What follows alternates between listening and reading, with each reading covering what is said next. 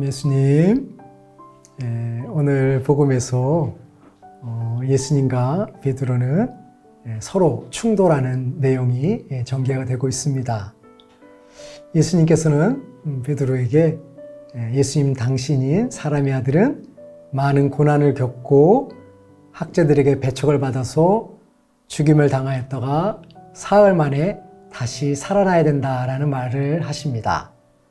그러자 이 이야기를 들은 베드로는 발끈해서 예수님을 꼭 붙잡고 절대 그래서는 안 된다라고 이야기를 합니다. 아마도 베드로 사도는 예수님을 따라가면 예수님이 영광의 자리에 앉으시고 왕이 되시고 그래서 예수님 곁에서 행복한 시간을 보낼 수 있을 거라는 기대감에 가득 차 있었을 것입니다. 그런데 예수님은 베드로 사도의 기대와는 달리 죽고 배척당하고 부활할 것이라는 이야기를 했기 때문에 베드로 사도는 예수님을 만류하며 절대로 그런 일이 있어서는 안 된다라고 이야기를 합니다.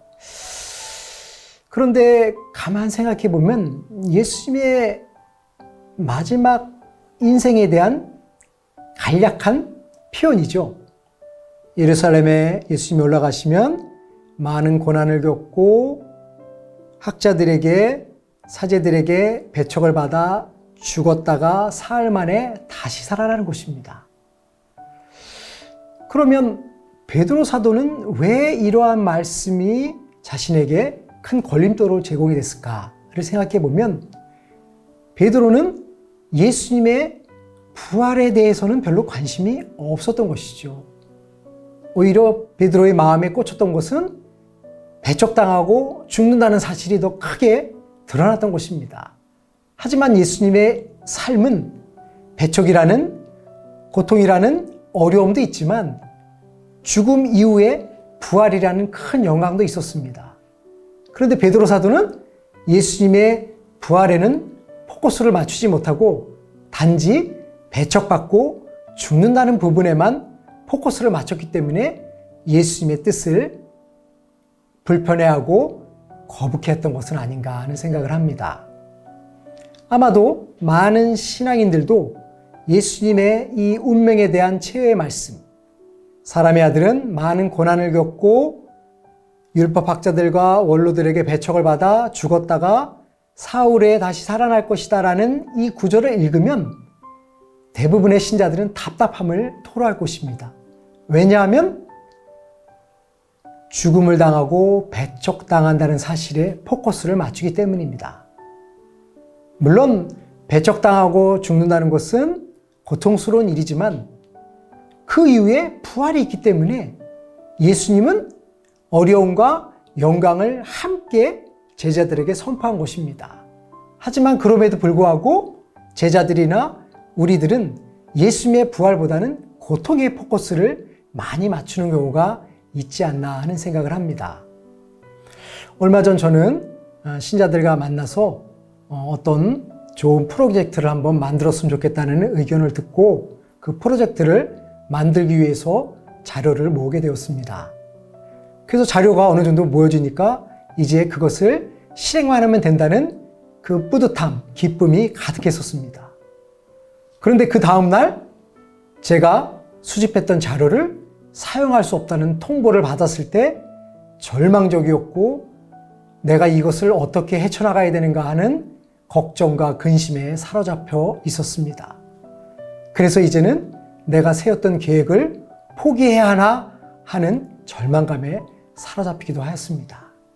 하지만 시간이 지나면서 내가 다시 자료를 모아야 되겠다는 마음을 먹고 도움을 요청하자 이전에 모았던 자료보다도 더 좋은 자료를 얻을 수가 있었습니다. 저는 이 일련의 시간을 생각해 보면서 인생이라는 것은 늘 굴곡이 있는 것이구나. 오늘이 기쁨이 가득하다 하더라도 내일은 어려움이 있을 수 있고 하지만 그 다음 날은 또 잔잔한 기쁨이 있을 수 있다는 것을 새롭게 생각하게 되었습니다. 아마도 희노애락이 있는 인생은 저뿐만 아니라 모든 사람이 동일하게 체험하는 인생의 과정일 것입니다.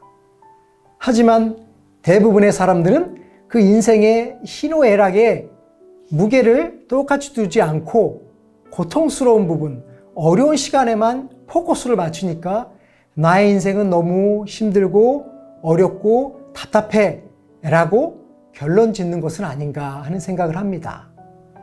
만일 예수님이 당신의 삶을 부활이라는 것에 포커스를 두지 않고 십자가, 배척이라는 것에만 포커스를 맞췄다고 한다면 예수님의 삶은 무척 힘든 여정이었을 것입니다.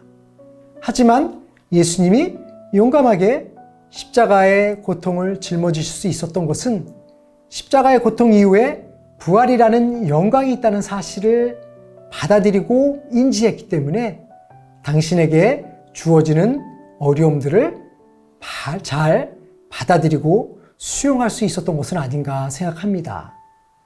그러므로 우리 신앙 여정에 있어서도 희노애락이 고통의 시간이, 즐거움의 시간이, 기쁨의 시간이, 어둠의 시간이, 밝음의 시간이 있다는 것을 인정하면서 어두운 곳에만 너무 포커스를 맞추는 것이 아니라 이제는 긍정적인 면에서도 포커스를 맞추고 희망적인 면에도 포커스를 맞출 때 우리의 삶은 균형 잡히게 되고 그 균형 잡힌 삶을 통해서 우리의 삶은 완성을 향해서 나아갈 수 있지 않을까 하는 생각합니다.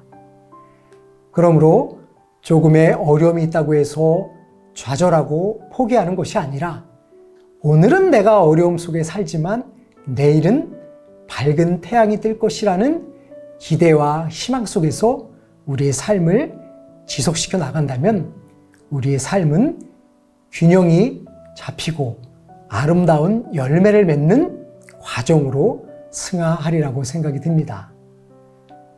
조금의 두려움도 있지만 그 두려움은 오히려 우리를 더 성장시키고 더 예수님께 인도해 나간다는 사실을 생각하며 하루하루의 삶에서 주어지는 고통을, 때로는 기쁨을, 때로는 어려움을, 때로는 빛을 잘 조화시키고 융화시키며 하루하루의 삶을 성장의 길로 전환시킬 수 있었으면 좋겠습니다.